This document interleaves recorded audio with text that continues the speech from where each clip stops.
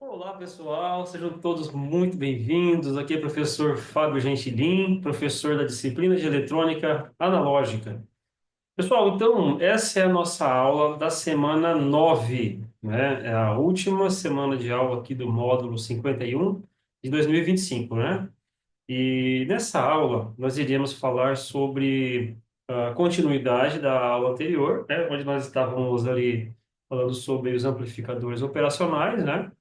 E, além desse tema, né, que a gente vai terminar, nós iremos falar sobre alguns circuitos muito importantes, né, de uso desses amplificadores. Então, como que a gente monta um circuito com amplificador operacional, por exemplo, para que você possa amplificar o sinal, né, para que você possa é, compatibilizar impedâncias, né, para que você possa, por exemplo, somar ou subtrair sinais. Então, a gente vai falar sobre isso nessa aula. Então, fiquem até o final aí, para vocês poderem pegar todo esse conhecimento e somar ao de vocês, tá? Então, vamos lá. Bom, começando, né, com a continuação da última aula, onde nós falávamos sobre o fator de realimentação, tá? Esse fator de realimentação nós chamamos de B, letra B, né, de bala. Esse elemento, ele leva em conta os resistores, né, que nós utilizamos para fazer o feedback, para fazer a realimentação, né, do nosso amplificador operacional. Então, é uma maneira de você também dimensionar o seu circuito, né, através desse fator de realimentação. Por quê? Vocês vão aprender o seguinte, que há duas principais topologias a serem estudadas aqui, que nós iremos ver na aula referente à semana 9, né? Que dizem respeito aos circuitos com amplificadores operacionais. Então, dentro desses circuitos, essas duas principais topologias que dividem, né, os temas relacionados aí a esse componente, né? Um deles chama-se amplificador inversor e o outro é amplificador não inversor. E vocês vão entender o porquê disso mais adiante, tá? Então, mais à frente a gente vai mostrar as diferenças entre esses dois casos, né? Então, pessoal, falando sobre o fator de realimentação, eu vou colocar um óculos aqui. Ele tem uma relação com o ganho que nós vamos trabalhar com o nosso amplificador operacional. Tá? Então, nós temos ah, necessidade, né? Nós temos ali o objetivo de, a partir de um sinal pequeno, convertê-lo em um sinal maior. Então, imagine um sinal que tenha 10 milivolts, né? Você tem esse sinal ali de um sensor, você tem esse sinal que vem de algum ponto de um circuito, você precisa amplificar esse sinal para uma variação, né, de 0 a 5 volts, por exemplo, né? Então, esse ganho que você tem que dar no sinal vai vir a partir desses resistores que você vai utilizar juntamente com o seu amplificador operacional. E esse fator B vai vir daí. Por que que essa figura aí, o que que ela está representando para nós, né? Então, para você que está assistindo essa aula, você tem que imaginar sempre um cenário macro, tá? Depois vir para um cenário micro, né? Então, vem de fora para dentro aqui do nosso circuito, olha para uma coisa grande, depois vamos entender as coisas menores lá dentro, tá? Então, olhando para esse diagrama que vocês estão vendo, nós temos ali uma informação aqui na entrada, nós chamamos de VI, tá?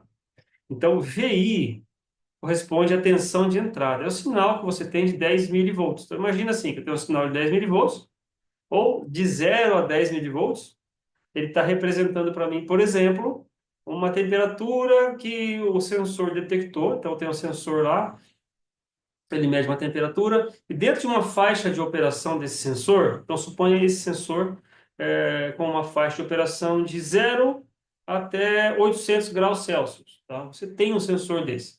Comprou lá o sensor, e ele já veio escrito na etiqueta dele lá, esse sensor trabalha nesta faixa de operação. Então, entre 0 e até 800 graus. Ele não lê negativo, ele só lê de 0 a 800 graus. Para você tá ok, você vai medir temperatura de uma máquina, de um motor a combustão, por exemplo, que vai trabalhar sempre ali, um gerador diesel, sei lá, você vai usar para alguma aplicação que você precisa monitorar uma temperatura e não apenas detectar o momento em que atingiu a temperatura, que é o caso do termostato, né? Os termostatos, pressostatos são dispositivos que eles atuam quando você atinge um valor. Então, termostato, vamos pensar que ele tem lá uma temperatura de 112 graus, né? No carro tem um exemplo desse, né? Os veículos aí, né? Então, o termostato está ali, né? Em alguns modelos mais antigos, né? Quando atinge aquela temperatura de 112 graus, ele fecha um contato e acende uma luz no painel. Então, isso é um termostato. Tá? Ele não te dá um parâmetro para você ver o aumento gradativo dessa temperatura, como no caso de um ponteiro, né, no indicador. Então, o sensor de temperatura ele te dá essa linearidade, né, para que você possa acompanhar essa variação, dessa grandeza, né, dentro de uma faixa. Então, o sensor ele tem essa capacidade. O termostato não, embora o termostato também seja sensível à variação de temperatura, né? O termostato ele só vai atuar com um contato elétrico que fecha ou abre, né? Depende do que você comprou, do que você tem, né? E quando atinge um valor de temperatura ou de pressão, ou seja lá qual for a variável para a qual ele foi fabricado, né? Muito bem. Então, voltando aqui para o nosso caso do exemplo que eu dei da temperatura, você tem um sensor que te entrega uma temperatura, né, desculpe, te entrega um sinal de tensão, tá, proporcional à temperatura. Então, ele lê uma temperatura de 0 a 800 graus e te entrega de 0 a 10 volts. Ou seja, 0 volt, 0 graus Celsius. 10 milivolts, tá? 0 a 10 milivolts, né? Falei 0 a 10 volts, não. 0 a 10 milivolts, né? Então, 0 volts, 0 grau. 10 milivolts, 800 graus. Quando o sensor estiver detectando 800 graus, ele vai entregar para você 10 milivolts, tá ok? Então, isso é o que você tem que ter em mente, tá? São escalas proporcionais ali. E aí você tem essa variação de 0 a 10 milivolts entrando aqui. Só que isso para você não serve muito, né? Porque você deseja por exemplo, converter essa variação de 0 a 10 milivolts para uma tensão maior, para você, por exemplo, integrar isso aí num CLP que você já tem lá no teu processo. Você já tem um CLP ali, ele tem uma entrada analógica ali disponível, você quer resolver esse problema, você quer trazer, automatizar o acionamento ou a proteção, né? Ou o desligamento da máquina. Então, atingiu aquela temperatura que eu configurar. Posso configurar depois, porque eu posso dizer assim, ó, quando tiver em 150 graus, eu quero que desligue esse motor, está com alguma coisa errada, né? Então, eu crio uma rotina no programa e compara sempre a temperatura, do processo com o 150 ali. Chegou em 150, né? Eu quero desligar. Ah, mas eu quero que um pouquinho antes gere um alarme. Chegou em 120, né? Já gera um alarme para o cara ir lá olhar antes mesmo de ter que desligar, né? Então, você pode configurar essas coisas se você tiver o CLP, né, para fazer isso. Por isso que é interessante, antes do CLP, você tem que ter o circuito de condicionamento. Então, é aí que a gente usa muito amplificador operacional, tá? É, Muito bem. Então, considerando aqui, ó, de novo, o nosso circuito, tá? Eu saí um pouco desse universo para trazer o significado disso para vocês. A gente não pode estudar isso aqui só por estudar e fazer uma prova e passar na matéria e falar, pronto, acabou, né? Se você fizer assim os seus estudos, você não leva com você o conhecimento. Você só cumpre uma tabela, tá? A gente não quer isso. A gente quer que você aprenda para que você tenha sucesso no seu trabalho, que você seja uma pessoa de autonomia, que você vá para o mercado e saiba o que está fazendo, tenha propriedade, tá? Em fazer o que está fazendo, tá? Então, aqui, o sinal de entrada VI, 0 a 10 milivolts desse exemplo, ele vai entrar nesse símbolo aqui, ó. Tem aqui um sinalzinho de mais e sinalzinho de menos. Isso aqui a gente chama de comparador, tá? É como se tivesse uma comparação aqui, uma operaçãozinha que é feita, matemática. Então, entra um sinal aqui, entra no sinal de mais, então ele não está sendo alterado em nada, né? E esse outro sinal que também entra, tem uma setinha entrando aqui, ó, chama-se VF, tá? Eu já vou explicar para vocês o que que é esse VF, tá? Então vamos olhar para esse símbolo de comparador aqui. Tá? Entrou um sinal aqui, entrou outro sinal aqui e saiu um outro VT, tá? Então, você já sabe que o VI é o sinal de entrada, tá? Que varia de 0 a 10 milivolts. E você quer que esse sinal, por exemplo, já que eu falei do CLP, então vamos falar do sinal real do CLP? Você quer que ele varie de 0 a 10 volts, não de 0 a 10 milivolts como você tem, porque 0 a 10 milivolts o CLP não vai conseguir ler. O CLP trabalha basicamente com dois valores, 0 a 10 ou 4 a 20, tá? 0 a 10 volts, tá? Ou 4 a 20 miliamperes, que é o sinal de corrente. Aqui eu estou tratando em tensão, então vamos continuar em tensão, né? Então, faz de conta que na saída, tá? Olhando macro, olhando para os grandes primeiro, né? Eu quero entrar com 0 a 10 milivolts, quero ter na saída um sinal de 0 a 10 volts. Esse é o seu objetivo, tá? O teu chefe te pediu para fazer isso. Você vai lá naquela empresa que você vai trabalhar, ou já trabalha, ou você já enxergou essa situação, você quer fazer na prática, e mostrar, ó, eu sei fazer, né? Então você vai desenvolver o seu circuito. Pegou o teu amplificador operacional, né? Pegou o sinal de 0 a 10 milivolts e vai converter para 0 a 10 e vai jogar lá na tela do computador, né? Quando passar para o CLP, porque o CLP vai pegar isso aí e vai disponibilizar para você jogar lá no seu computador. Vai ser muito legal, daí vai ver aquele gráfico, né? Porque você que fez isso, então isso é lindo, né? Muito legal. Muito bem, então já entendemos a entrada, entendemos a saída, né? Então vamos voltar aqui no micro agora, né? Olhando para os sinais, tensão de entrada, tensão VF. VF, pessoal, é o feedback, o F de feedback, tá? Que é do inglês, significa realimentação, tá? Então, ele vai pegar um sinal lá da saída e vai trazer ele para a nossa entrada aqui, vai reamostrar ele na entrada, vai fazer uma comparação. Eu vou comparar o sinal que eu tenho na entrada aqui, ó, tá? Com esse sinal que está realmente lá na frente, chegando para mim lá, né? Então, esse fator B aqui, é o fator de realimentação, é que vai fazer esse trabalho para nós, tá? E aí, como resultado disso aqui, nós temos um desvio, nós temos uma diferença entre os dois sinais, tá? Então, a partir disso, nós temos um ganho, né? É natural que, como eu tenho um ganho aqui, tá? Esse ganho não está aqui no sinal de entrada, né? Então, quando a gente pega o sinal lá da saída e traz para a entrada, esse sinal da saída teve um ganho, né? Lembra que eu falei para vocês que a tensão na saída, VO, ela é igual à tensão da entrada vezes um ganho? Né? Isso a gente aprendeu.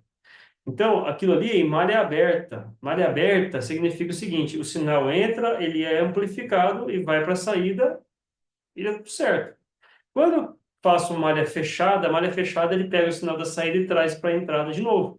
Então, quando a gente fala em controle, é muito comum usar esse tipo de denominação, tá? Malha fechada.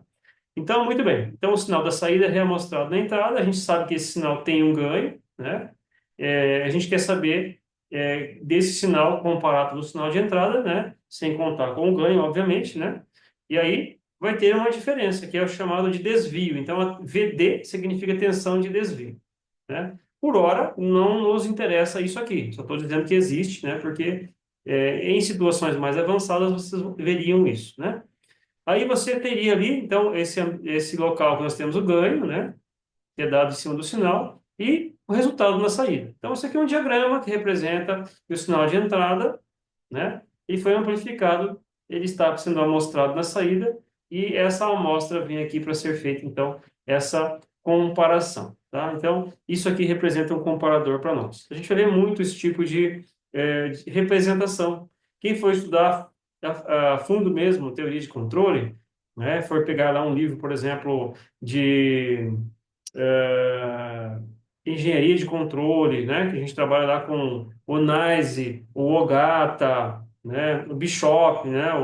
Tem muitos outros autores lá importantes. Então você vai encontrar essa mesma representação, né? Você vai ter um sistema grande, você vai reduzindo ele até chegar nisso daqui, tá? Então, aquele fator de realimentação tem esse objetivo. A gente pode calcular os ganhos usando ele, tá? Vamos chegar mais à frente com isso depois. Esse é um tema que eu estava comentando com vocês na nossa aula anterior, que é a saturação. A saturação, pessoal, ela é uma característica que ela acontece mais ou menos assim, ó. Vamos falar primeiro de uma situação prática que vai ficar mais clara para todo mundo.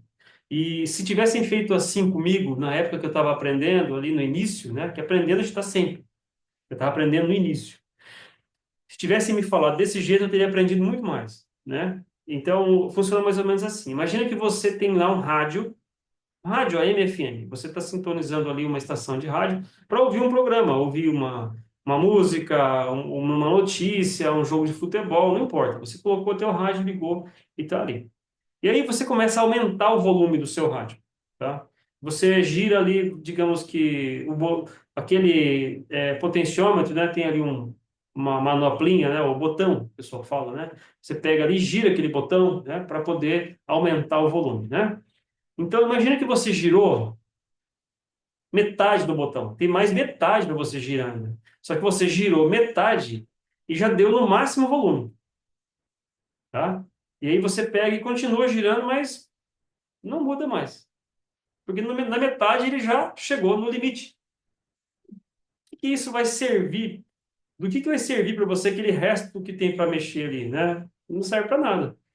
Né? Então, significa que enquanto na metade ele já aplicou um ganho ao sinal, né? Porque ele amplifica, né? Quando o potenciômetro está ali para limitar a corrente de entrada, né, do seu circuito, e geralmente esse potenciômetro é ligado ali no estágio de amplificação de entrada, né? Que tem alguns estágios ali nos amplificadores, né, de áudio. Então vamos pensar que você tem um sinal puro ali, o sinal que veio do circuito de RF que sintonizou a estação de rádio, né? Discriminou ela certinho, filtrou, passou ali e trouxe para você aquele sinal e jogou no amplificador. E aí tem o potenciômetro ali. Então, quando você aumenta ou diminui a resistência, você está controlando o que? O volume, né? Que você está produzindo lá, o volume sonoro. Então, essa variação de resistência está trabalhando ali no sinal pequenininho, no sinalzinho que você vai amplificar, tá? E ele entrega esse sinal para o amplificador. Então, o potenciômetro está fazendo isso. Só que aí no dimensionamento desse rádio, vamos pensar que alguém errou nos cálculos lá e colocou um potenciômetro ou então errou alguma coisa do circuito, não importa o que, de modo que quando ele girar metade do potenciômetro, já deu o limite. Então, o teu sinal não vai crescer mais. Lembra que eu falei para vocês? Por mais que exista uma equação cuja tensão de saída é igual à tensão de entrada vezes o ganho, se esse ganho multiplicado pela tensão de entrada ultrapassar o valor da tensão de alimentação do circuito, não vai subir mais, ele vai saturar por ali, né? Um sinal que saturou, você não controla mais.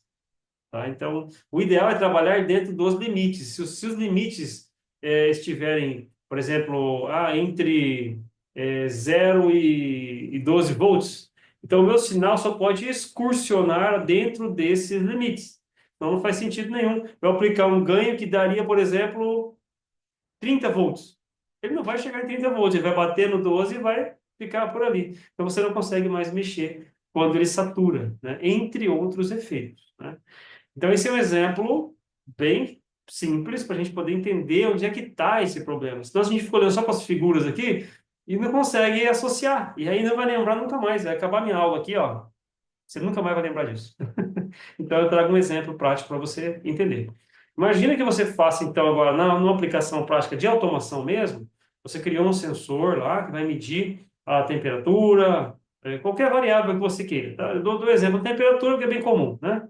Então, você foi lá e fez o seu circuito de medição de temperatura e ele vai ler de zero, igual no exemplo anterior, de 0 a 10 milivolts e vai produzir na saída um sinal de 0 a 10 volts. Beleza, então legal, ficou bem tranquilo. Agora eu posso ligar no meu CLP, né? Ótimo. Mas vamos pensar que a temperatura foi aumentando. Ela chegou lá, ela vai de 0 até 800 graus. Ela chegou ali em 400 graus. E a saída do teu amplificador já está em 10 volts. O que vai acontecer quando a temperatura chegar em 450 graus, por exemplo? Você não vai conseguir amostrar nada, você não sabe, porque ele já saturou antes mesmo da temperatura passar toda a faixa dela, o seu amplificador já saturou. Ele chegou num valor que não é legal. Então, o ganho está incorreto. Você tem que aplicar um ganho que faça com que o amplificador produza um sinal na saída proporcional, né? Linearmente proporcional, tá? Então, é outro exemplo para você também lembrar, tá? Então, nós temos os dois casos. Nós temos casos em que nós temos sinais de corrente contínua, né? E temos sinais também que podem alternar, né? Sinais que podem oscilar entre um valor negativo e um positivo, né? Igual corrente alternada mesmo, que a gente tem na tomada. Só que é para sinal pequeno, né, pessoal? Não vai ligar a tomada no amplificador operacional, porque ele não aguenta, né? Então, tem dois exemplos aqui. Uma situação onde nós temos a corrente alternada e a contínua, só para você ver como se comporta graficamente, né? Então, no caso da esquerda, nós temos um gráfico que mostra uma senoide, né? Só que ela tem regiões que estão rachuradas. Essas regiões, o topo da crista aqui do nosso sinal, tá vendo? Ó? Aqui e aqui, ó, né? Isso significa que a tensão de saída é essa linha reta aqui, ó. Ela deveria vir aqui em cima, né? Só que ela já cortou, por quê? Ele saturou nesse ponto aqui, ó. Com certeza o ganho desse amplificador está muito elevado, né? E quando naquela conta simples que a gente faz, né, lá no início, a pessoa não pensou nisso. Quando ela joga o sinal e aplica um ganho, ele, quando está no seu máximo, ele atinge um valor, né, que não dá para chegar. Então ele corta por aqui, né? Então você não vai ter a informação daqui de cima. E como resultado disso, você pode ter uma distorção no caso do sinal de áudio, você pode ter uma leitura incorreta se for o sensor de alguma variável, assim por diante, né? Então aqui é corrente contínua, né? Porque a gente está trabalhando com um sinal que varia de zero até um máximo, né? Então aqui saturou positivamente, mas você também poderia trabalhar com um sinal negativo. E daí ele poderia, então, trabalhar de zero até um valor negativo e satura aqui também, nesse mesmo local. Então, é muito comum a gente ver esse tipo de representação. É para você entender como que funciona cada uma delas, tá? Então, saturação é isso daí. Outro parâmetro importante, tá? É a ultrapassagem do sinal. Então, alguns sistemas de segunda ordem, né? Por assim dizer, né? Vamos colocar assim, alguns sistemas que têm inércia, tempo morto, entre outras coisas, podem apresentar esse tipo de comportamento aqui, ó. Vamos pensar que você está aquecendo ali uma panela com água no fogo. Você ligou lá o fogão, acendeu o fogo, né? Colocou a panela lá, tem 1 litro de água e você está medindo a temperatura. Se você colocar um instrumento de medição lá na água lá para medir, você vai ver que a temperatura vai começar a aumentar, aumentar, aumentar, aumentar. Vai chegar no momento que você falou, bom, aqui que eu quero chegar. Eu quero chegar em 80 graus, né? Chegou em 80 graus, você vai lá e desliga o fogo. Nesse mesmo instante, a água para de esquentar, a água diminui, a água continua subindo. O que que vocês acham? Então, a água continua, tá? Mais um pouco. Mesmo depois que você retirou a fonte de energia que aquecia ela, né, desligou o fogo, ela continua esquentando mais um pouco, né? Mas aí ela para e aí ela começa a diminuir, ela faz essa curvinha e desce, né?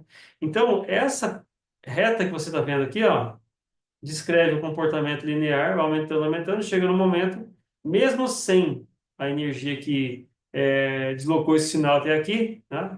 Ele vai continuar subindo mais um pouco, depois ele vai voltar. Então, essa ultrapassagem do valor de referência que você tem, né? Ela chama-se overshoot, conhecida como overshoot, tá? E ela existem métricas para analisar o overshoot, tá? Só que aqui a gente não vai entrar nesse mérito. É só para você entender que nós temos esse tipo de... Temos regras para isso quando a gente fala de controle, né? Então, é uma outra história. Mas o overshoot existe aí, tá? Nos amplificadores, nos processos, na etapa de controle, assim por diante. Bom, aqui a gente vai falar, então, nessa aula, é a aula 9 agora, né? A gente está falando da aula 8, né? Terminando a aula 8. Na aula 9, o que que nós temos aqui? Nós temos uma situação onde serão apresentados circuitos com amplificadores operacionais. Como se dimensiona esses circuitos? Então, a pergunta que eu faço inicialmente é para saber se você já conhece os circuitos com amplificadores operacionais, né? Então, a gente vai falar nesse sentido com você, respondendo a essa pergunta, né? Se você já conhece, você é um expert no assunto, ótimo, né? Pode até estar contribuindo com a gente aí, tá? Mas se você nunca viu, não se preocupe que a gente vai dar todas as informações necessárias para você sair dessa aula sabendo como fazer, né? Como configurar um circuito com amplificador operacional, tá? Nossa meta, então, é conhecer circuitos com amplificador operacional. Eu não digo assim, pessoal, que nós vamos esgotar o conhecimento nessa aula sobre esse tema, tá? Porque nós não vamos. Esse é um tema muito amplo. Daria para fazer um curso só de amplificador operacional, um curso inteiro, todo dia estudando isso. Você não consegue fazer tudo, tá? Tem muita coisa aí dentro dessa maravilha que é o amplificador operacional, tá? Mas por hora, a gente vai estudar isso aqui, vai conhecer circuitos aí que são importantes e são utilizados, inclusive. Eu tive a oportunidade de encontrar muitos equipamentos, né, de trabalhar com uma diversidade muito grande de equipamentos na indústria, né, trabalhava com manutenção, projetos, né, então era uma indústria eletrônica mesmo. Então, a gente recebia muitos equipamentos de diversos fabricantes do Brasil e do mundo, tá? E esses equipamentos, eles tinham tecnologias avançadíssimas em alguns fabricantes, né? Outros nem tanto, mas alguns que vinham principalmente da Alemanha, né, que vinham do Israel, que vinham da Nova Zelândia, da Austrália, das Filipinas, eu tive um contato com equipamentos assim, né, de eletrônica de potência, instrumentação, e eu pude ver como é que eles fazem, né, nos equipamentos deles. Isso traz um aprendizado muito grande, tá? Então, quando a gente olha para isso, a gente pode dizer assim, quais são os rumos, né, que nós devemos seguir.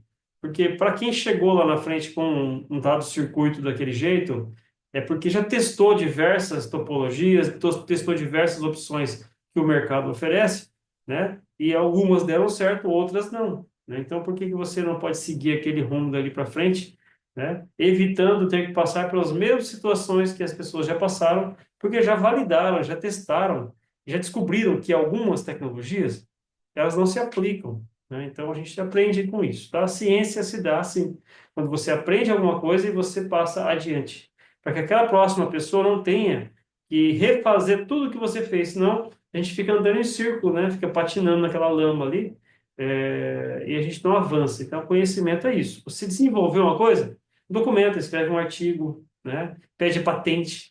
Então, as pessoas vão ver o que você fez, vão querer fazer igual, né? E aí elas vão tentar fazer melhor, né? Assim por diante, tá? Então, a gente vai pegar aqui lá do início.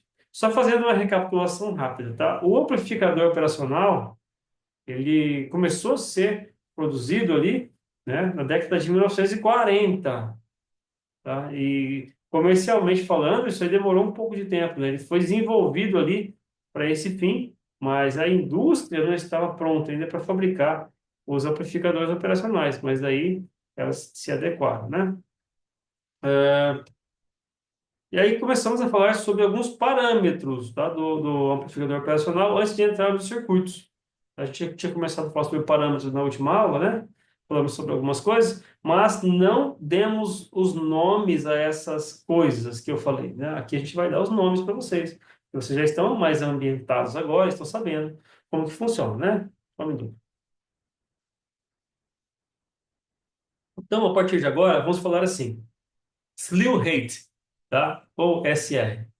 Esse parâmetro, ele remete, né, à máxima taxa de variação de tensão na saída do amplificador operacional. Então, o que que você tem que pensar? Qual é a capacidade que o meu amplificador operacional tem de, uma vez que entrou um sinal na entrada dele, de apresentar o sinal na saída? Qual a velocidade que ele consegue fazer isso, né? No caso ali, em volts por uma unidade de tempo, no caso ali, microsegundo. Então, dentro do tempo de um microsegundo, quantos volts que ele consegue produzir na saída, né? Então, entrou um sinal na entrada, ele vai lá e demora um pouco e começa a amplificar o sinal de entrada. Então, o sinal de entrada está com 10 milivolts, ele tem que transformar isso daqui. em 10 volts, mas ele não aparece instantaneamente. Coloquei 10 milivolts, já sai 10 volts aqui. Ele tem uma lentidão, por exemplo, né? Demora alguns segundos, de repente, ou alguns milissegundos, alguns microsegundos, é muito mais rápido, né? Então, qual é a velocidade que ele tem, tá? Então, é a máxima taxa de variação de tensão na saída do amplificador por unidade de tempo, tá? E ele é medido em volts por microsegundo. Então, é muito rápido, tá? É uma grandeza para muito rápida. E com isso a gente tem que entender o seguinte, que quanto maior for o slew rate, tá? Melhor é o amplificador operacional, tá? Então, é como se eu dissesse para vocês assim, pessoal, essa é a velocidade de resposta que esse amplificador tem. Então, em alguns sistemas, as pessoas trabalham com sinais digitais, né, de telecomunicações, e o sinal ele é todo, né? Tem aquele formato binário, né? Então ele é quadradinho, né? Então quando ele tem esse aspecto, você introduz ele ali no amplificador, que você quer aumentar esse sinal, você quer detectar esse sinal de alguma maneira, né? Você tem que levar em consideração se no momento em que a borda de subida acontece, quanto tempo leva para a saída acompanhar isso daí. Então, pode ser que quando ele chegou lá em cima, o sinal já caiu de novo e ele ainda nem chegou lá em cima, né? No máximo. Então, essa velocidade é importante em algumas aplicações, tá? Então, tome cuidado com isso, caso venham a utilizar em amplificadores operacionais, tá? Tem que olhar para tudo isso. Se o sinal não tem frequência de entrada, é corrente contínua, então tá tudo certo, né? Não tem problema. Mas quando tem frequência, tome cuidado, tá? Alguns exemplos de amplificadores operacionais e os seus respectivos slew rates, tá? Observe que o 741, que é o mais famoso ali, mais é, difundido, por assim dizer, né? Tem um slew rate de 0,5 volts por microsegundo. Então, quando o sinal é aplicado ali, no caso ali, em microsegundo, né? O sinal é aplicado, ele vai ter uma variação de 0,5 volts no tempo de um microsegundo, tá? No caso do LF351, isso já cresce para 13 volts. Pasmem, tá? Ele tem condições de inclinar muito rapidamente. Ele sobe quase que reto lá no nosso gráfico, né? Ele sai de zero aqui para 13 volts, né? Caso você tenha, né, uma tensão de saída que permita essa saída aí, né? E você tem também o LF318, né, onde nós temos ali uma taxa, acreditem, 70 volts por microsegundo. Essa é a taxa, tá? Essa é a taxa, é o que vai dar a inclinação do teu sinal ali, né? Então, 70 volts por microsegundo é praticamente dizer para você assim que não tem nenhum tipo de atraso, né? Porque ele é muito rápido. Então, é bom você sempre conhecer, né, modelos de amplificadores, olhar os seus datasheets, né? Antigamente, pessoal, não tinha o conceito de data sheet para você baixar, não tinha internet. Então a gente trabalhava com databook, tá? Então a gente comprava uma coletânea de componentes, né? Você tinha a cada ano ali, ou a cada 2 anos, um databook. Você comprava tipo uma bíblia, né? Enorme, né? Tinha todos os transistores, todos os diodos, todos os circuitos integrados conhecidos, totalmente organizadinho, assim, de uma forma que você pudesse consultar ali na mão, né? E hoje tem a internet que facilita muito esse processo. O problema é você saber se aquilo que você está lendo é confiável, tá? Então, eu recomendo, sim, que vocês sempre olhem no datasheet do componente, tá? E principalmente do fabricante que vocês estão acostumados, tá? E o datasheet não mente, o datasheet vai te falar a verdade. Então tá, vamos falar agora sobre o amplificador inversor. Vamos lá aqui. Muito bem. Esse talvez seja o formato, né, a topologia mais importante que existe, tá? Então, o inversor. Aí você pode falar, nossa, professor, mas ele inverte o sinal, né? Ele está pegando o sinal na entrada e na saída ele tem o sinal amplificado, mas tem um detalhe, ele vai amplificar negativamente. Nossa, como que é isso? É muito simples. Se o sinal for alternado, ele tem o semiciclo positivo e o semiciclo negativo, certo?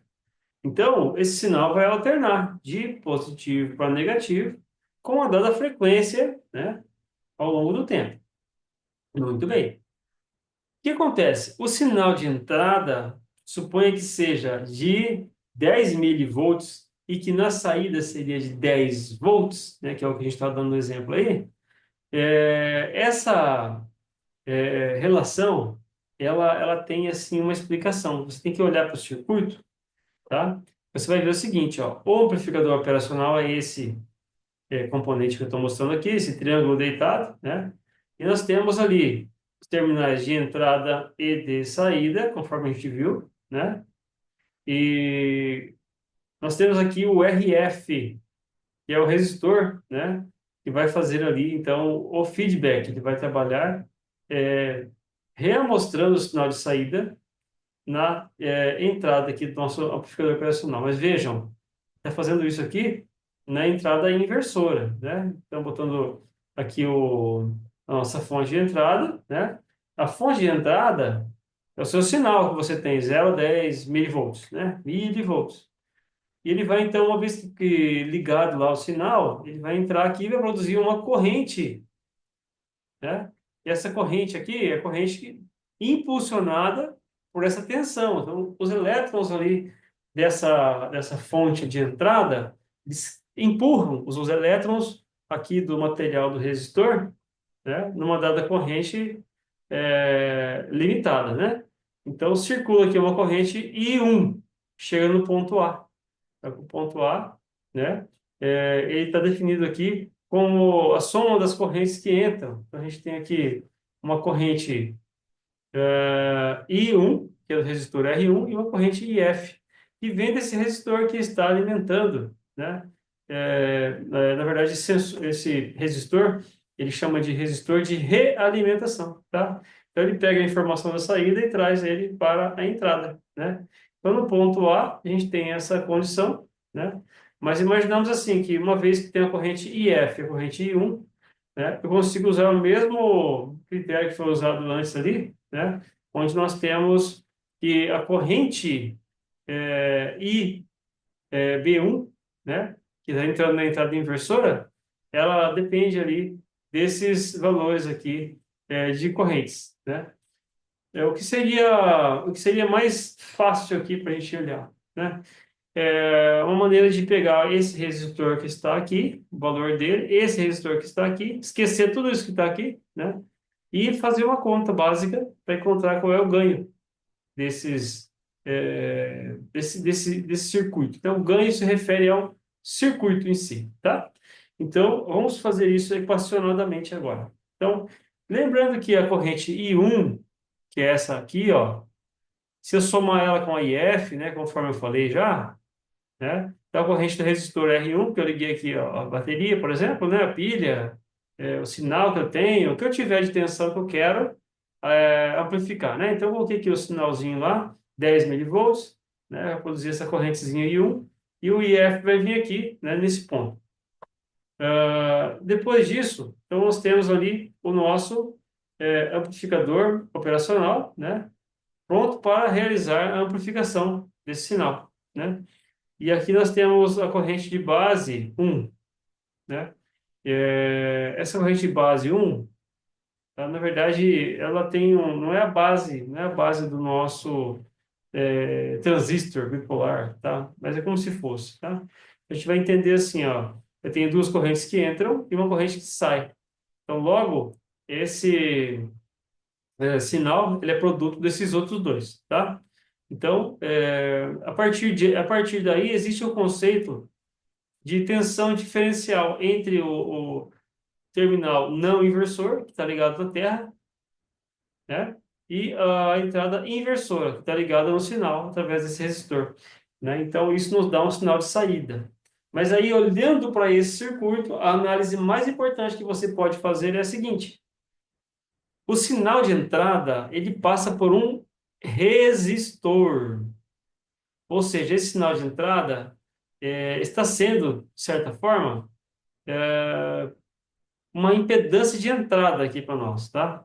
Que o amplificador operacional tem a sua impedância de entrada. Lembra que eu mostrei para vocês na aula anterior? Tem uma tabelinha ali, tem as impedâncias de entrada de cada um deles, né? Mas o circuito garante para você que tem uma impedância de entrada externa, através de resistores, você não vai ter problemas com relação a isso, tá? Então, é bem bacana isso daí, tá? Então, olhando aqui para as equações, ó, a corrente I1 mais IF é igual a IB1, né? Então, olhando para as correntes, ó, né? Eu tenho I1 e o IF. A soma dos dois vai dar o IB1, né? E aí, IB1 sendo igual a zero, né? A gente imagina assim, ó, I1, né?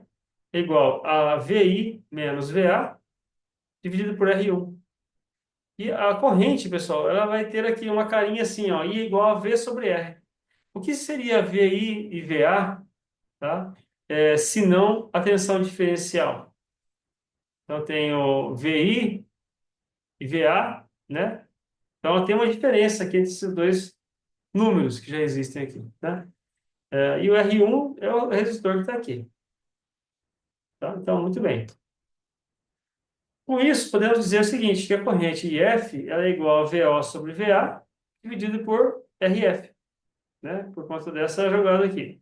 Então, VO menos VA, né? Menos, desculpem, dividido por RF, tá? Então, se eu quiser encontrar o valor do RF, eu pego o IF aqui e coloco no denominador, né? Vou fazer uma conta assim, tá? Então, nesse primeiro momento, esse é um amplificador inversor, né? Só. Né? Então, o que nós temos além disso? Né? O sinal entra, passa por um resistor, vai para a entrada. E ali naquele ponto entre resistor e entrada, no amplificador, tem um resistor fechando a malha, né? Muito bem. Aí, o que que a gente tem agora? A gente tem uma dedução de equações aqui, só para vocês terem, né? Poderem entender melhor. Essas equações mostram a relação de corrente, tá? Que existe entre as entradas, no caso ali, I1, IF, né, assim por diante. Mas a gente tem que olhar para essas equações aqui, vamos falar sobre os resistores R1 e RF. Então, R1, uma vez que circulado por corrente, né, eu tenho que entender, né, onde é que isso aqui vai me ajudar, tá? Porque aqui eu tenho VI menos VA, né, V no ponto A, porque é tudo muito próximo aqui, né? Então, eu tenho esses dois é, elementos, né? VI tem aqui o terra, tem aqui a entrada de fato, né? Isso aqui representa para mim o terra, né? Então, se eu pegar ali, por exemplo, uma tensão VI menos VA, sabendo qual é o valor dela, né? VA zero, então eu teria algo assim, né? Vamos pegar aqui. VI sobre R1 mais V zero sobre RF, que é igual a zero. Tá? Então, maneira de você estar saindo dessa enrolada. Então, aqui nós temos o ganho de tensão, e também foi mostrado na aula anterior, lembra? Quando eu falei sobre ganho, saturação, na aula anterior, eu falei bem de perto ali com vocês, foi bem no início, né?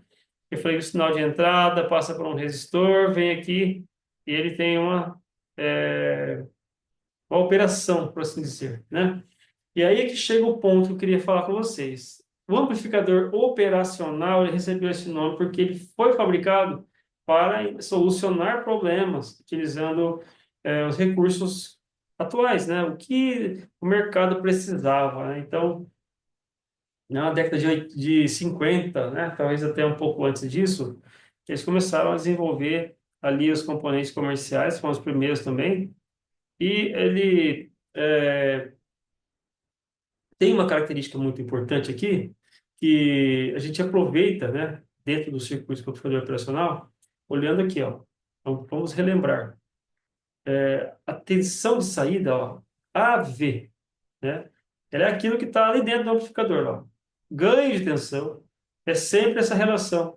Tensão de saída por tensão de entrada. Se você for estudar a fundo, professor, estou lendo um livro avançado aqui, tem uma coisa chamada Laplace, vai usar esse conceito, tá? Isso aqui é para sempre, pessoal. Você vai usar isso aí sempre, tá?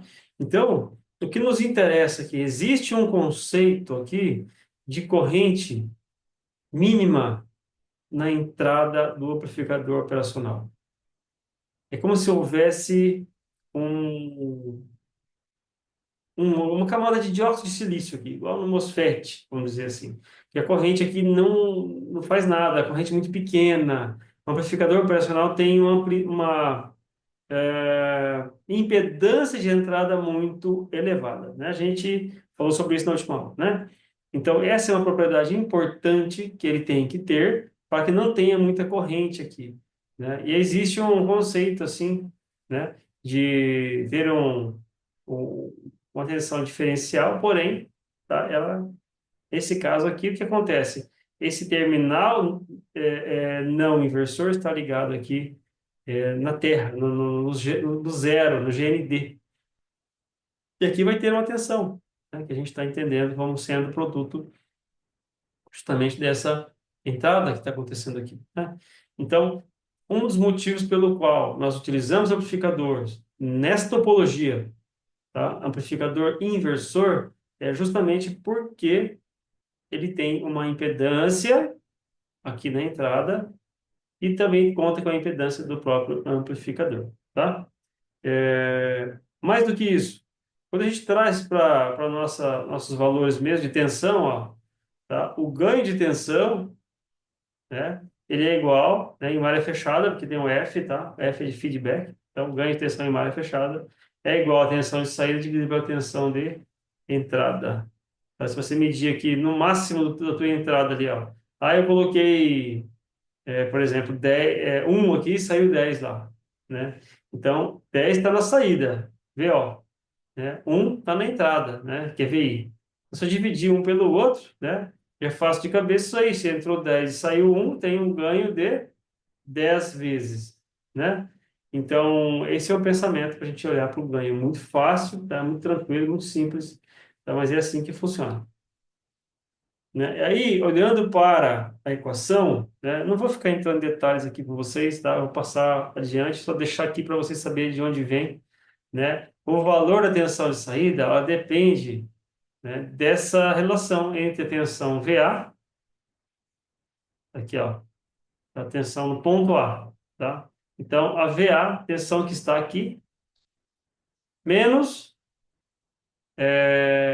essa relação, tá?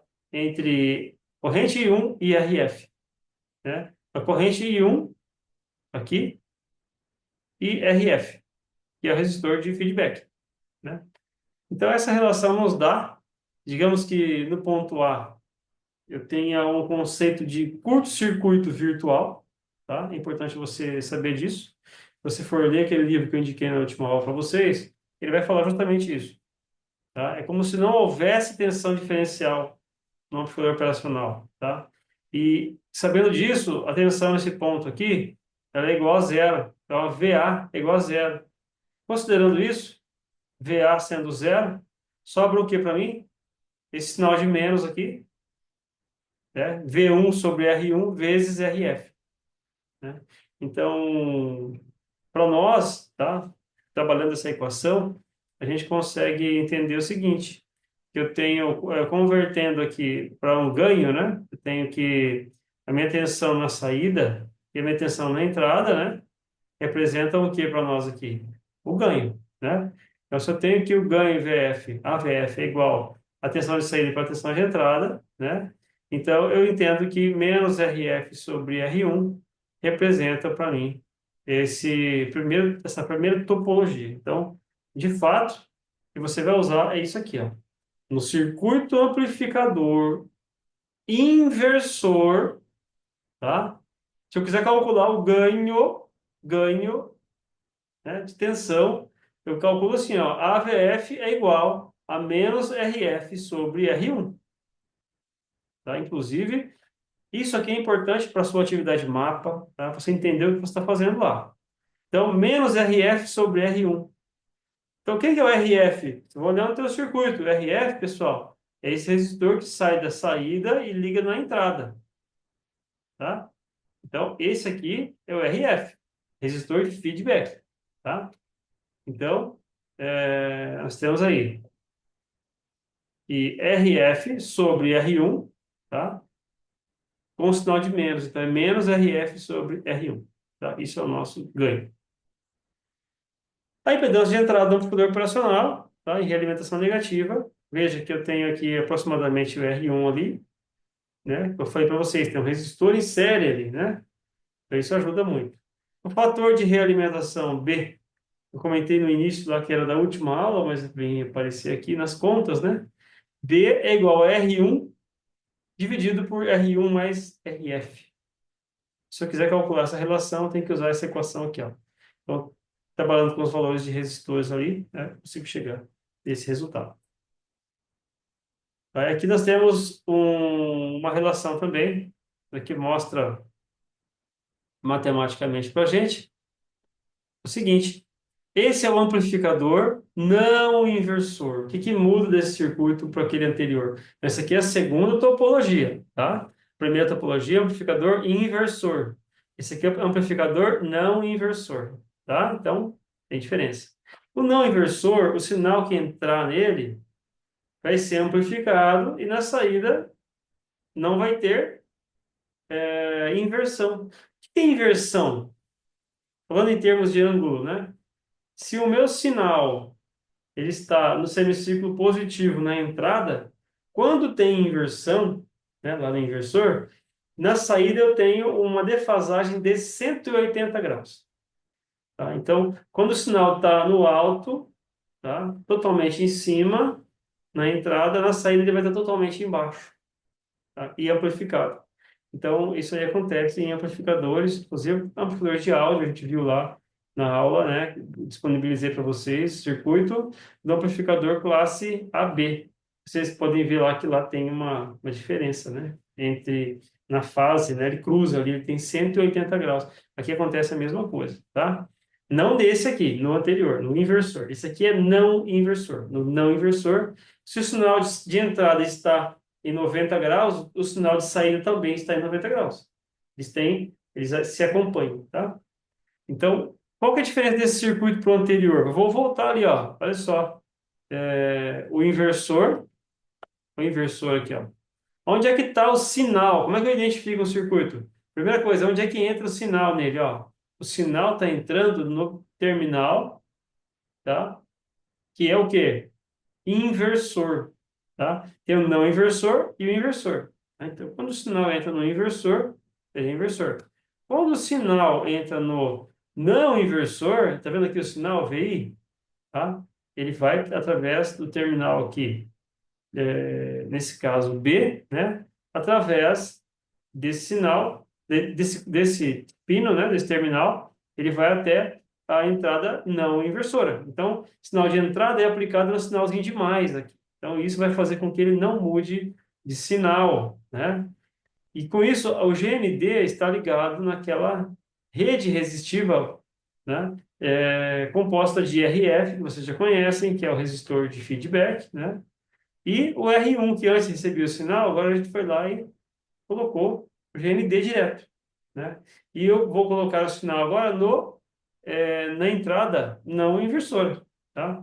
Isso nos dá uma equação assim, ó, que a tensão de saída é igual à tensão de entrada, né? Nós sabemos, mais um ganho, né? Então, VI sobre R1 vezes RF, né? Então, a gente vai lá e organiza a equação, né?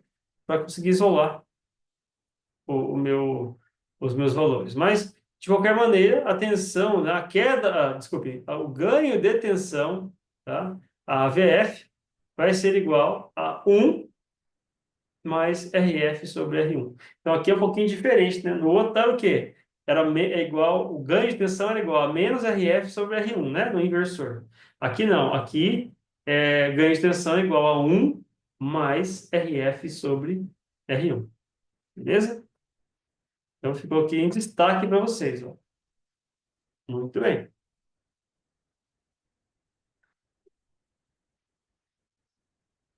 Continuando. mais um circuito chamado buffer. Buffer é um circuito que serve como reforçador de sinal. Ele pode pegar o sinal ali de entrada e reforçá-lo na saída. Só que ele tem um ganho unitário. O que que isso significa?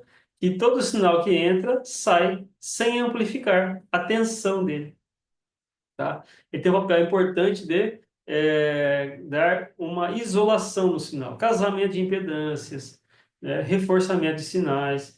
Ah, eu tenho um próximo estágio ali, vai ser um componente que vai ter uma baixa impedância de entrada. Se eu jogar o sinal sensível ali direto naquele componente, esse sinal vai morrer. Eu vou consumir o sinal ao invés de ler o sinal, né?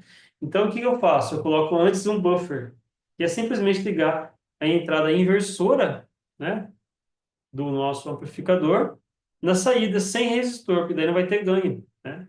O ganho é igual a 1. E aí a entrada você coloca na entrada não inversora, né? A entrada mesmo, o sinal que você quer amplificar. Aí você vai encontrar ali, né, a partir dessa teoria, de novo, né, que o ganho de tensão depende da tensão de saída dividido pela tensão de entrada, só que isso tem que ser igual a 1 nesse caso. Essa relação aqui tem que ser igual a 1, né? Então, o buffer ideal seria esse, cuja a tensão de saída seja igual à tensão de entrada, né? Então, tensão de saída tem que ser igual à tensão de entrada. Nós temos também que, para esse buffer ideal, que a resistência interna seja infinita e que a resistência de saída seja zero. Então, na prática, não é, tá? Vai ser resistência de entrada bastante grande, resistência de saída baixa, mas não, nunca vai ser assim, tá? Esse é um caso ideal. Amplificador somador. Muito bem, estamos chegando já nos finalmente aqui da nossa aula, né? O amplificador somador é quando você tem dois ou mais sinais de tensão e você deseja somar eles. E após somar, aplicar uma amplificação, tá? Então você precisa da informação ali de vários sensores, vários pontos ali do teu processo que você está automatizando, né? Você precisa somar esses sinais todos. Depois de somados, aplicar um ganho e então colocar esse sinal na saída, tá? Então a gente tem uma definição que mostra a tensão de saída, ela é igual a menos tudo isso aqui. E por que menos? Porque ele é um amplificador inversor. Olha só, tem o sinal de menos aqui, né? Então eu tenho aqui algumas tensões de entrada, V1, V2 e V3. Nesse caso é VN, né? Que eu coloquei N aqui. E aí a gente imagina que essas tensões, passando por esses resistores, vão produzir o quê? Uma corrente, tá? Então, tem a tensão V1, passa por R1, tem a corrente R1, I1, que é correspondente a isso. Da mesma forma, V2 produz uma corrente I2, Vn produz uma corrente In, tá? Então, eu posso ter aqui as tensões que eu quiser, né, dentro da capacidade do inversor, do amplificador, né? Muito bem. E aqui tem, então, esse resistor RF que ajuda com relação ao feedback, né, que ele vai produzir, né? Também a integridade aqui dessa operação. Então, é um amplificador inversor, né, ligado ali no GND, a entrada não inversora, né? A saída sempre com relação ao GND. Então, quando a gente faz essa conta aqui, pega a tensão, multiplica pela relação de resistores, né? Pega a tensão, multiplica pela relação de resistores, pega a tensão, multiplica pelos resistores de novo, né? Então, tudo isso aqui vai nos dar um valor, né? Só que esse valor ele é negativo, porque a tensão de saída vai ser sempre negativa, dado que isso aqui vai, no caso, somar as tensões, porém, vai pagar esse custo aqui, né, de ter um sinal negativo. Professor, mas o que eu faço se eu já tenho um sinal negativo, eu quero converter ele para um sinal positivo? É só você amplificar de novo com um ganho igual a 1, né, no amplificador inversor de novo, porque ele está dando resultado negativo, né? Então você coloca ali, ele vai converter para o sinal positivo, tá? Então tem como fazer isso. Então aqui está uma maneira de você representar essa equação, né? É o amplificador somador, tá? Então ele tem essas características que a gente já falou no início. a gente fala do somador, né, como um resistor de equalização, tá? Então, o próprio autor mesmo, o Antônio Pertence Júnior, que eu comentei com vocês, ele cita esse resistor de melhoria, né, no circuito, de estabilidade, porque a gente jogaria apenas no GND, né? Mas aqui a gente já pensa um pouquinho em melhoria, porque quando o circuito ele é bem elaborado, ele tem bastante ligações, tem conexões, né? Então a gente consegue desenvolver melhor ele, né? Então, nesse caso aqui, esse resistor RE, ele depende de outros resistores que estão aí para ser dimensionado, né? E ele é um resistor importante por conta da função dele, que é manter a estabilidade ali do amplificador operacional. Agora, amplificador subtrator. Esse aqui é quando você tem um sinal, você precisa subtrair ele, né, para poder gerar uma referência, por exemplo. Então, tem um sinal de erro, tem um sinal que está sendo visto aqui que eu preciso tirar um offset do sinal, um desvio que o sinal possa ter. Então, eu coloco ali o subtrator para subtrair o sinal, assim por diante. Casamento de impedância, tá? Então, a gente tem aqui, imagina, duas tensões, V1 e V2, vão produzir correntes I1 e 2, e devem então estar prontos aqui, né, para que seja amplificado. Então, a partir disso, nós temos aqui a mesma ideia, né? No caso de R1 ser igual a R2, e RF então ser igual a R3, que a gente consegue matar esses dois resistores, né? E uma vez que o RF, que é esse resistor aqui, ele é igual a R3, que está aqui embaixo. Isso aqui é só uma regra para que esse circuito dê o resultado que você espera, tá? Então, o RF, na verdade, aqui, ele é um resistor que vai dar um ganhozinho nesse sinal, tá? Então, quem dá é o amplificador, né? O RF, ele configura esse ganho.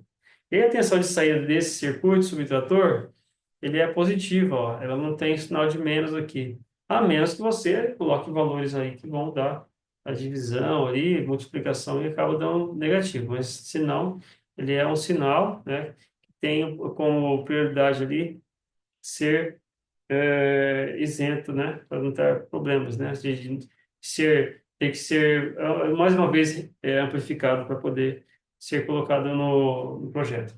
O que ocorre é que alguns fabricantes de amplificadores operacionais, exemplo do LM324, né, eles fabricam um amplificador operacional desculpem, um circuito integrado com quatro amplificadores operacionais lá dentro. Então aí você vai usando todos, né, praticamente. Vai virar uma placa grande, mas afinal de contas, ela vai servir, né? Então, o subtrator, né, tem aí essas características, que eu comentei antes, tá? Nós temos aí depois o amplificador diferencial, né? Então, aí, reforçando uma coisa importante, né, os amplificadores operacionais surgiram após a Segunda Guerra Mundial, tinham o propósito de solucionar equações ou operações matemáticas, por isso que chama operacional. Então, veio de operações matemáticas. Então, muita matemática que demoraria muito tempo para ser resolvida na mão, naquela época não tinha computador para resolver para nós, né? Então, é resolvido na mão. Então, esse amplificador operacional realizava essas operações. Diferenciação, que é igual calcular uma derivada, né? Tem integração, que é calcular a integral, né? Então, eu tenho aqui também outros exemplos, tá? Para falar, mas esses aqui são interessantes para vocês, tá? Então, observe que o computador operacional, ele precisa de tempo para se adaptar, né? Mesmo que ele seja um amplificador de boa qualidade, você coloca na placa, tá? Ele está frio ainda, tá? Então, na prática, falando de instrumento, então você ligou o instrumento, já não vá lá achando que aquele sinal de saída. Espera um pouquinho para você poder fazer a leitura. Uns milissegundos, uns poucos segundos ali, ele já estabiliza termicamente, você já tem ali a leitura na saída. Então, tenha um pouco de paciência também. Tá? Não é tanto tempo assim, mas não queira pegar o primeiro sinal que ele solta, jogar no osciloscópio e já falar, isso aqui é o sinal dele, tá? Então, ele tem ali uma componente importante nesse circuito, que é o capacitor. Tá vendo aqui, ó? Esse capacitor aqui, ele atribui uma constante aqui, que é chamada de tempo, né? Porque esse capacitor precisa ser carregado, né? Ele tem, então, uma tensão aqui da saída que é amostrada na entrada, que aparece nesse ponto, e tem a tensão na entrada aqui. Então, essas duas tensões aqui, né, vão contribuir para que ele se carregue. Então, uma vez que ele vai carregando, né, eu tenho aí um comportamento, né, que ele tem, então, capacitor, tem resistor, né, e se eu não tinha visto nenhum capacitor até agora no circuito com amplificador, mas agora você vai começar a ver. Aqui, então, é o circuito amplificador diferenciador. Professor, mas aonde é que eu vejo um desse aqui na prática? Se você pegar um amplificador de áudio, vai encontrar uma coisa muito próxima. Vai encontrar um capacitor aqui de acoplamento. Então, se é o sinal VI, esse seria o sinal de áudio, acoplado a partir desse capacitor. E depois eu tenho aqui um potenciômetro aqui em cima para mexer no ganho, né? Então, você variou aqui a resistência, vai variar o ganho dele. Tá? Não é exatamente isso aqui, mas é praticamente isso, tá? Então, essa operação matemática aqui, ó, é o cálculo, né, dessa derivada. Aqui eu tenho uma capacitância que multiplica uma derivada da tensão de entrada, né? Dividido aí por dt, né? dV dt. Então, é uma capacitância, é uma constante C, que multiplica a derivada da tensão, domínio do tempo, mais a tensão de saída dividido por RF, que é igual a zero, tá? Eu tenho aqui uma pequena derivação aqui, né? E a gente consegue converter para isso aqui, ó. A tensão de saída é igual a menos RF, que é o resistor RF aqui, vezes C. Multiplica, então, o dVi dt, tá? dVi, que é a tensão de entrada, ele vai multiplicar a capacitância, vai multiplicar pela diferencial tensão de entrada no tempo, tá? Olha que bonito. E isso é um amplificador diferenciador. O amplificador integrador é aquele que trabalha com uma integral, tá? De 0 até t, da tensão de entrada no tempo, né? E aí, além disso, nós temos, então, o capacitor montado, fazendo ele o feedback, né? Entre a saída e a entrada. É um amplificador inversor também, né? Com o não inversor aterrado, né? Sinal de entrada aqui, e a gente consegue usar, então, aqui o mesmo conceito, né? Como ele é uma tensão aqui invertida, né? Então, a tensão de saída é igual a menos um sobre R1C1, e multiplica a integral de 0 até t de VI dt, né? Então, ele vai trabalhar com a área abaixo da curva do sinal de entrada, tá? E aí, então, nós temos um amplificador integrador. E aí, a gente usa isso aí onde? Né? Eu vou mostrar para vocês. Num controlador PID, onde eu tenho o ganho aqui proporcional, que seria apenas uma resistência aqui, um capacitor, ganho integral, ganho derivativo. Então, eu tenho um circuito onde eu posso trabalhar, né? Aqui tem uma função de transferência, né? De um controlador, né? Onde tem um ganho proporcional que multiplica essa equação, né? Só que aqui ele já está no domínio da frequência. A gente tem a letra S aqui, eu não estou no domínio do tempo mais, tá? Então não dá para falar na mesma linguagem que eu estava falando antes, tá? Só para entender isso. Essa equação representa esse circuito. Então, controladores PID podem ser desenvolvidos, podem ser implementados a partir de amplificadores operacionais, porque eles conseguem resolver esse tipo de conta e conseguem aplicar uma ação de controle proporcional, uma ação de controle integral com o integrador e uma ação de controle derivativa com o diferenciador. Consegue fazer isso aí com o seu amplificador operacional, fazer um controlador PID, tá? E é isso, pessoal. A gente encerra por aqui os nossos estudos, tá? Foi uma grande honra, um grande prazer ter ficado aqui com vocês até esse momento no nosso curso, né? Na próxima semana a gente vai, então, gravar um vídeo falando mais sobre um resumo do que a gente estudou, né, para ajudar vocês aí a relembrar tudo e fazer uma boa prova, né? Vocês deram uma boa prova lá no final aí da disciplina. De qualquer maneira, agradeço muito vocês pelo prestígio que vocês têm apresentado, têm frequentado as aulas, tá? E gostaria de desejar a vocês bons estudos, que vocês continuem com empenho aí e aprendendo, né, sempre. Joia? Então, fiquem com Deus, um grande abraço e até a nossa próxima oportunidade. Tchau, tchau, pessoal.